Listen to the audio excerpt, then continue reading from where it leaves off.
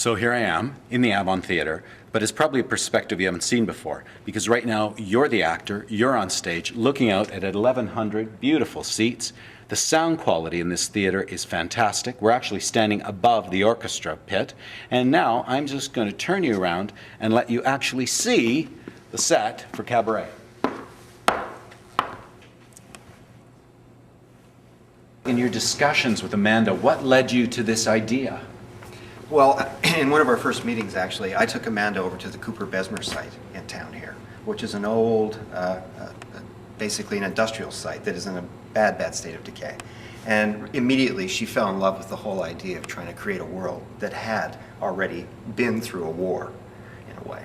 So the idea was that these ghosts kind of inhabit this space that's already been bombed out. If we look at the paintwork that was done by Duncan and Blair in the Scenic Art Shop, you can see up here some of the foam actually showing through. Basically, the trick was to take acetates and basically caustic surfaces that would eat this all away, which begins to create a sense that the concrete has chipped away and been shot at and been shelled. These staircases seem to be almost an ironic comment on the very different staircases that you're going to be seeing in The Music Man. And of course, The Music Man is never far away in a repertory theater situation. If we just keep climbing high enough, you'll be able to see it just right up there. We're on stage right, well above the stage, and I wanted to show you where the Music Man elements are hanging. And then, if you look just over the side, you can see what's on the deck, which is the elements of Cabaret.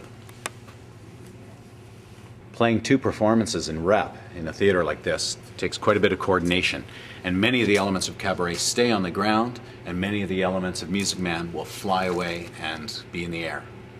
Now, Cabaret has a sensational director, a person who's extremely innovative and came to our attention through some wonderful directors in the United States.